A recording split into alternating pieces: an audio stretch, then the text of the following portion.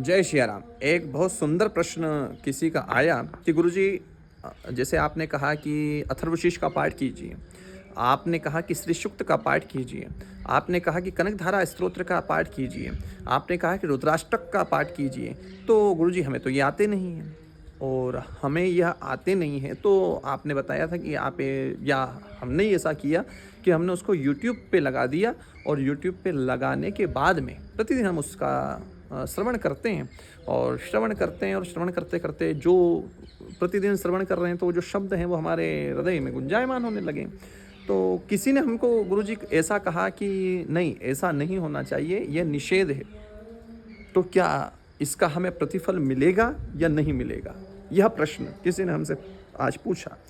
तो इस प्रश्न के उत्तर में हम आपको केवल इतना सा ही कहना चाहते हैं एक शब्द में, कि बिल्कुल यदि आप YouTube के माध्यम से, टीवी के माध्यम से प्रतिदिन इन स्तोत्रों का पाठ श्रवण कर रहे हैं, आपको ज्ञात नहीं है, आप इनसे अज्ञात हैं, आपको ज्ञात नहीं है, संस्कृत पढ़ने में दिक्कत है, तो आपको यदि ये ज्ञात नहीं है तो आप 110% यूट्यूब के माध्यम से इन्हें श्रवण कर सकते हैं। 110% ये आपके लिए लाभकारी हैं, और आपके ऊपर इनका पूरा असर अवश्य जाएगा। अब बात करते हैं कि फिर ऐसा उन्होंने क्यों कहा कि इसका असर नहीं जाएगा।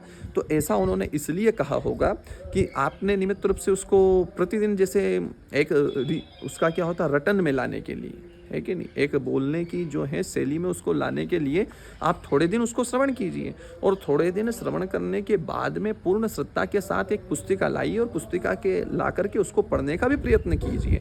ऐसा ही नहीं कि आप डिपेंड हो जाएं यूट्यूब के माध्यम से सुनने के लिए, तो फिर आप उस यूट्यूब के माध्यम से ही डिपेंड रहें।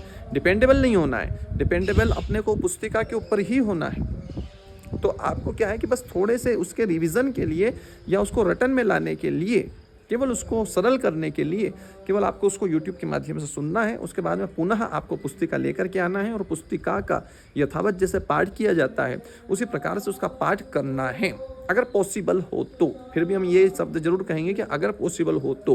पॉसिबल अगर नहीं है तो फिर आप YouTube के माध्यम से भी श्रवण कर अपनी दिनचर्या में उसको सम्मिलित कर सकते हैं, क्योंकि ना करने से कुछ तो करना भला है, ये हमारा मानना है। हमने बता दिया कि नहीं ऐसा कीजिए, अब अपने पास समय ही नहीं है, तो अपन ने क्या किया कि काम करो, छोड़ो छाड़ो यार, जब हो ही नहीं रहा तो क्या करें अपन। तो उससे भला है कि आप कुछ तो कर रहे हैं, कम से कम हमारा ये मानना है। तो आप कुछ अगर कर रहे हैं तो बिल्कुल 110% आप यूट्यूब के माध्यम से, टीवी के माध्यम से उसे श्रवण कर सकते हैं, और श्रवण कर उन स्तोत्रों के पाठ का आप जो है ध्यान कर सकते हैं। कोई समस्या उससे नहीं है, आपके ऊपर उसका प्रतिफल पूर्ण रूप से आपको मिलेगा और पूर्ण रूप से रहेगा। लेकिन बस श्रद्धा उसके प्रति भी होना चाहिए, क्योंकि भगवान ने स्पष्ट कहा है कि श्रद्धा से किया गया कर्म, यदि वो कुछ भी हो, आप श्रद्धा से कर रहे हो तो निश्चित उसका बड़ी मात्रा में आपको लाभ मिलता है। तो आप यदि टीवी के माध्यम से भी सुन रहे हैं तो श्रद्धा से अवश्य सुनिएगा, आपको लाभ अवश्य होगा।